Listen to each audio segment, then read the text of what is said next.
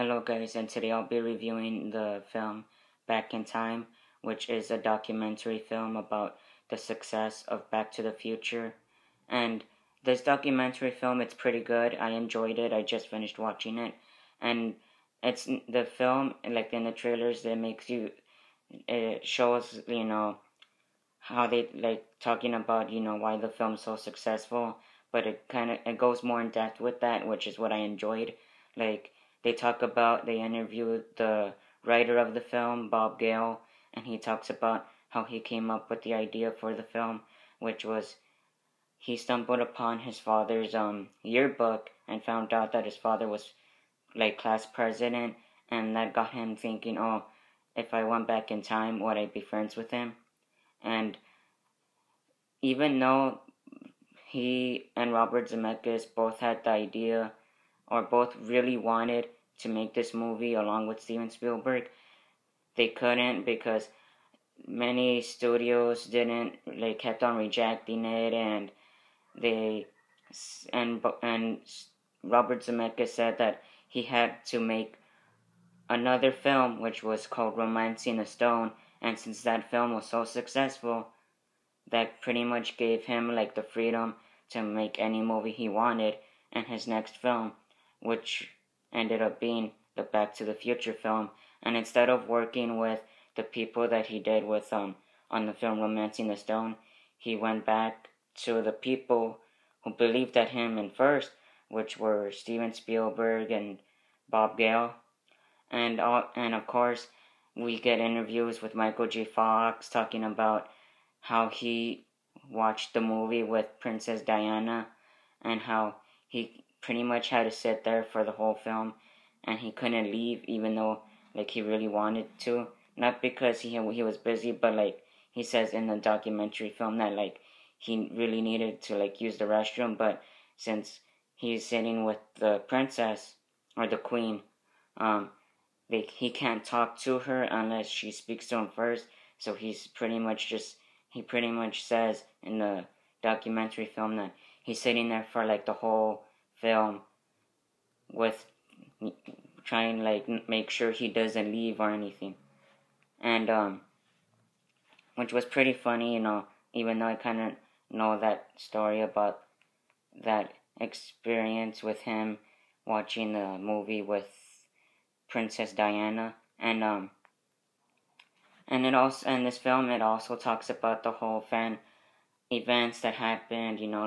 They talk to fans who spend their pretty much years buying a DeLorean and then restoring it, or not really restoring it, but fixing it up at first and then building the time machine.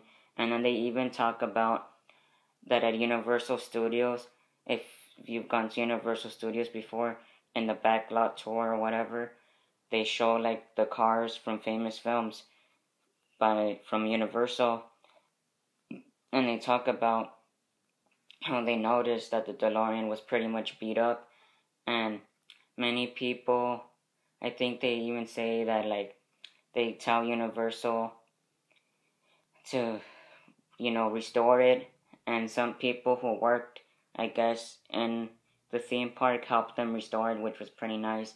And it also touches on some personal stories. You get an interview from some person who's battling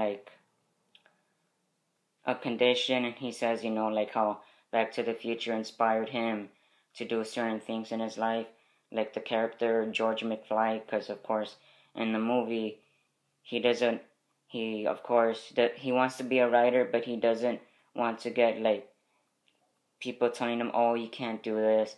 So that was pretty nice how the person who was being interviewed says, oh, I did these amount of sports even though people thought I couldn't, just because I was in a wheelchair, that was a pretty touching moment in my opinion.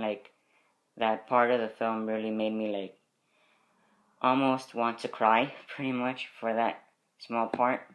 And it even talks about the Michael J. Fox Foundation, these two, this married couple who they bought the DeLorean, and they built the time machine pretty much through like random parts they could find, and they bought and when they finally built the DeLorean, what they do is they volunteer with the Michael J. Fox Foundation, and they drive around all 50 states, and they even mention in this documentary that they thought, oh, that they didn't think that they would get the chance to meet Michael J. Fox, but they did, and he even knew who they were, so that was pretty cool. And it also talks about, like why the film's pretty iconic, how like many years later, that simple plot line of a kid who gets stuck in the 50s, has his mother fall in love with him, like that basic premise of a film, it's still popular 30 years later. And also it talks about the hoverboards, like you get an interview with people who pretty much created the hoverboard, like the real one, and they even include a part from the behind the scenes of Back to the Future 2, where the director Robert Zemeckis says, oh, they're real, but the reason why they're not sold in stores is because parents were concerned about the whole safety issue, and that made kids at the time believe that these hoverboards were real, even though they were not. And overall, I did enjoy Back in Time. It's a good documentary about Back to the Future. It's not too long, and there's no parts in it where I felt like, okay, this is dragging on a bit. It's pretty good. It's a nice documentary film for Back to the Future, and the rating I'll give it is a solid B. And yeah, that's it for today, guys. And if you haven't already, please watch my video of my unboxing for the Back to the Future 30th Anniversary Steelbook Edition, and follow me on Instagram. The link to my account will be in the description down below. Give this video a like and subscribe to my channel. Thank you, guys, and I'll see you in the future.